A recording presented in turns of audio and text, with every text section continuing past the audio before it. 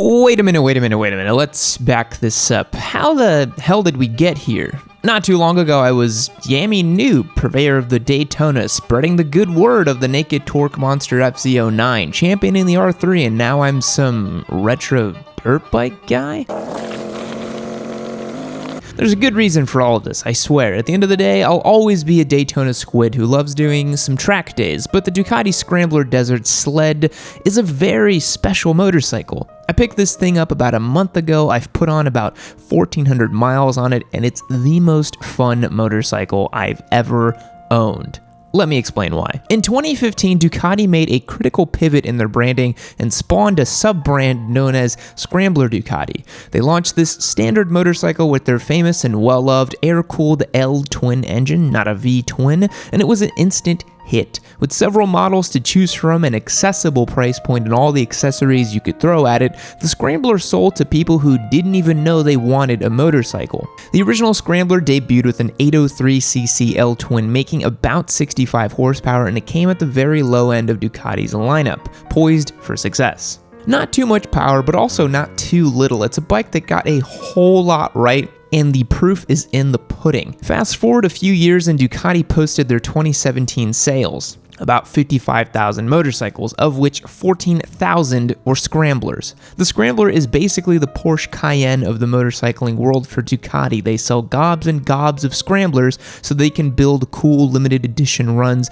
of the V4 and all kinds of other interesting and special edition motorcycles. So how did the Scrambler and I cross paths? Back in 2016, I got the opportunity to ride a 2016 Ducati Scrambler Icon. That's the standard road-going bike that most folks are familiar with. Here's some footage of me riding it. In my original test of the Scrambler, I was shocked at how much fun the bike was. The air-cooled engine fitted with the Termignoni pipes made a lovely sound. You could rev the thing pretty hard and it wouldn't care much, and it just looked so cool. We'll get back to the looks shortly. It was torquey, it looked great, it was comfortable, and overall made all kinds of sense for someone who wanted a stylish motorcycle that harkened back to the old days of motorcycling, but came with a factory warranty. This is exactly what got the Scrambler brand in trouble. Over the years, Scrambler Ducati went absolutely overboard with the lifestyle branding. I truly believe this is the genesis of the Ducati Biscotti memes.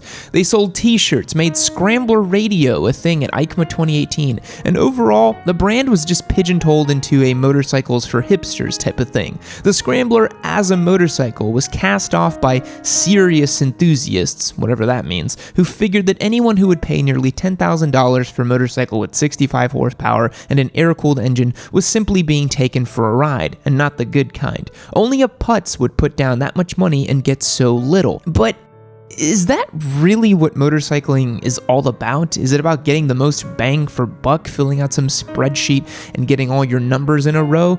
Or is it about actually having fun and just enjoying your bike? Let's assume you're in the latter camp. You are watching a Desert Sled review after all. All of a sudden in 2016, 17, and 18, even up to now, Scrambler craze catches the entire industry. Everyone is rushing to make some sort of neo-retro Scrambler, put higher bars on it, semi-knobby tires, get some LEDs on the headlights, and everyone wants one. Let's sell it. But truth be told, it was Ducati's Scrambler that really revitalized the Scrambler craze. So, years go by after I rode that original Scrambler. I go through sport bike after sport bike, but the Scrambler is always in the back of my mind.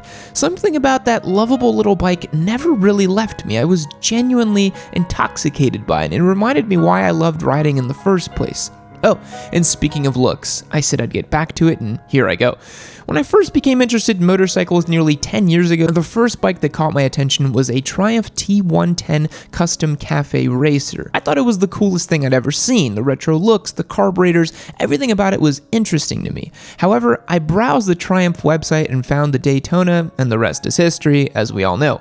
But I have a serious soft spot for a great-looking neo-retro bike, which is what we're calling them nowadays. Time passes, and one day, I see it. Ducati releases a more off-road focused Scrambler with some key modifications, of which we will discuss in great detail, and they call it the Desert Sled. And I would be lying to you if I said I wasn't instantly sold on this bike based on the black retro paint scheme alone. From the first rendering I saw of it, I was absolutely hooked, and here's why. If you've seen my video explaining what exactly makes a Scrambler, you can skip this part, but a Scrambler is meant to be a road-going motorcycle from the 60s or 70s that is being converted to partake in some, let's say, light off-roading duty. A couple fire roads, some gravel, some small jumps, maybe a river crossing or two, you get the gist. And the one complaint that people had from these new age Scramblers is that there was no way you could tackle anything more than a hard-packed dirt road on one of these things. The ground clearance just wasn't there, the suspension would bottom out on the smallest of bumps, there was just no way you could truly take on some trails with the Scrambler. Until the Desert Sled. So what exactly makes this motorcycle different from the normal Scrambler? Is it just one of those spoked wheels and a high fender kind of accessories catalog bike? Not even close.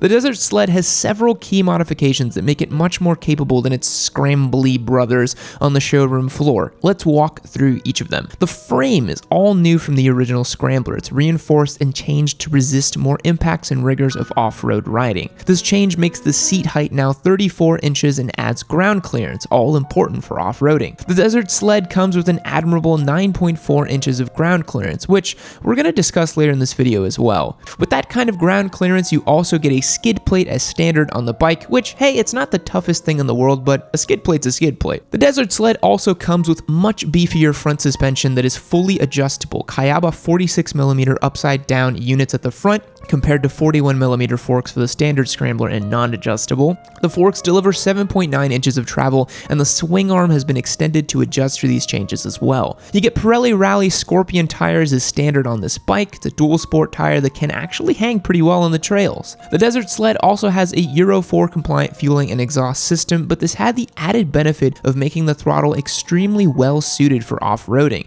Especially when you're hustling a 430-pound bike with 75 horsepower through the dirt, you want a bit more of a forgiving throttle. The Sled also has 19s at the front, giving you some interesting tire options as well. The handlebars are different as well to give you a proper stance when standing on the pegs, which you should be doing a lot of when you're riding this bike. So the Desert Sled isn't merely an accessories exercise from Ducati, it's an honest attempt at making the neo-retro Scrambler thing that can hang on the trails. So once you start looking at these stats, kind of putting them all together, it kind of begs the question, what the hell is this bike? Is it a dual sport?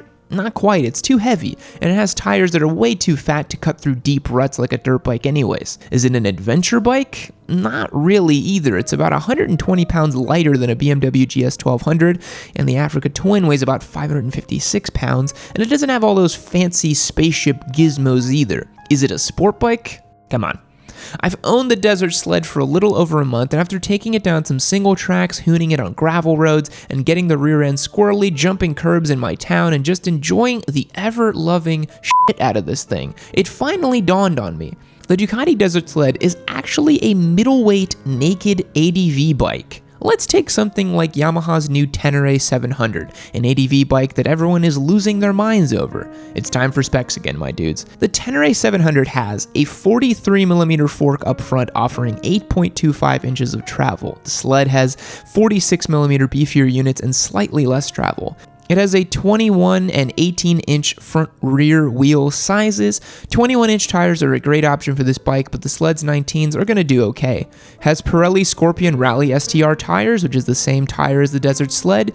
It has an aluminum skid plate and 9.44 inches of ground clearance. Sound familiar? No real rider aids or advanced electronics, which is the same as the Sled, and most importantly, 450 pounds full of fuel, which is virtually identical to the Sled, if a bit heavier, depending on if you get an exhaust for the Scrambler. Do this exercise with any of the latest crop of middleweight adventure bikes, and the story becomes very clear. The Scrambler is a secret adventure motorcycle. So why is it that we see the Tenere 700 on rugged mountainous terrains and their owners scoff at those who choose a bike that doesn't actually look like a 90s Transformer toy? It's simple. The cachet the Ducati Scrambler brand has accumulated is dense and it's difficult to sift through, but if you do catch a test ride on the Sled, you'll really start to understand it. To put it in the simplest of terms, this bike is just 100% fun. I haven't laughed out loud while riding a bike this much since I first started out. Around town, those beefy off-road components means that any pothole, any speed bump, any curb, it's nothing to you. I've launched this thing off sidewalk ramps, pretended it was a supermoto around town with the V-twin, smashed into potholes because I knew I could. It's an absolute hooligan on the street. With a full pipe singing those lovely L-twin sounds, you'd be hard-pressed to find a more fun package. Taking the desert sled onto a back road is surprisingly, well, joyful. God, am I really going to use their branding too in this video? The bike flicks in and lightens up so much as you ride it, it really doesn't feel like a 430-pound bike. The tall bars and overall commanding seat gives you an incredibly fun way to flick it through corners. And then, the fun doesn't stop when the pavement runs out. You can rip this thing off-road too. Now, I don't have much experience off-road. Read, I literally have none. But I've been having a blast learning how to manage the sled in mixed conditions, taking it off small jumps, river crossings, doing rolling burnouts on gravel roads because, well, it's basically a huge dirt bike with a 75 horsepower engine. And if I ever felt out of my element, I just remember that I'm on a bike that has almost exactly the same on-paper stats as a Yamaha Tenere 700. So I'm going to spot my exit for this rocky hill, give it the full send, and power it up, baby, which is not going to be a problem with that torquey engine. Is it a dirt bike? No, of course not. It's not pretending to be some lightweight single-cylinder dirt bike that's flying through a single track or a hard enduro. Even a bone stock DRZ 400 would wipe the floor with the sled and it would be easier through some of the gnarlier stuff. But the DRZ cannot give you the breadth of experiences that the Scrambler can. And now, I'd like to talk about the way it looks. I'm going to be completely honest with you guys, this is how my purchase of the Desert Sled went. I'd been eyeing the bike for literally, I think, a year, maybe months. I finally scheduled the test drive at the dealership. I said I wouldn't buy it. I said that I'd weigh my options and see what I'd like to get, but as soon as I saw the thing in real life, I fell in love and I bought it the same day. When you know, you know. And the feeling I get every time I jump off the Scrambler and look back at it is something that every motorcyclist chases. This bike rules. If you're thinking of one, definitely go test ride it because it is tall, it is pretty big, and it can be intimidating for shorter riders, but I don't regret it for 1 second. Now, some of the bad I've noticed in my time with the Sled, neutral is insanely difficult to find when this bike is turned on. I have no idea why that is, it just is, and I have to deal with it. Apparently it's something that Ducatis kind of all suffer from. I didn't realize this. There's no way of slicing it. It's an expensive motorcycle. Mine was right around $13,000, which we will discuss soon in relation to its competition, namely one from England. Because it's such a new platform, there's not that much aftermarket support, which is a shame since I'm looking for an upgraded skid plate. But besides that, God, I love this thing. I regret nothing. This bike rules. If you're thinking of getting one, just do it. They're so much fun. So, what about the elephant in the room? Why didn't I get the Triumph Scrambler 1200 XE? Aren't I a die-hard Triumph guy? Honestly, I didn't really want a 1200cc engine for my off-roading fun. The Triumph Scrambler feels absolutely enormous and it has a very lazy and laggy throttle. For some reason, even though the Ducati weighs about the same, the Triumph, when I rode one in London, it felt huge, it felt dense, unflickable, and overall, it just didn't vibe with me. Also, considering the fact that it's $15,400 MSRP and you're looking at $16,000 out the door, that's a bit hard to swallow for what's effectively going to be, for me, just a cool-looking toy. While the Scrambler XE does have more suspension travel, it's just not a bike I fell in love with. And when you're looking at, again, getting a toy that's over $10,000, you better make sure you love it. For an everyday bike, you can't do much better than the Desert Sled. Honest to God, I have gotten more comments and questions about this motorcycle than any other I've ever owned. Older folks like to ask what it is because it reminds them of their bike. Younger folks like to talk specs, price, and tell me how cool they think it is. I even had a guy come up to me while I was out on some trails and mention how he was impressed I was taking such a bike down those trails. I made it through the other end, a far better rider, but quite tired. The Scrambler has been my introduction to dual sporting. I'm fortunate that I'm in a position to get such a bike, bang it around, and learn some stuff with it, and hopefully continue down this rabbit hole of off-roading, because dual sporting is truly the best thing you can do to improve your riding overall. Learning how the rear end skids around in low grip situations, climbing steep hills, picking lines, and keeping your visions up, those are all skills that translate extremely well to pretty much all facets of riding. So to answer the original question, how did I get here? To be honest, I don't even care.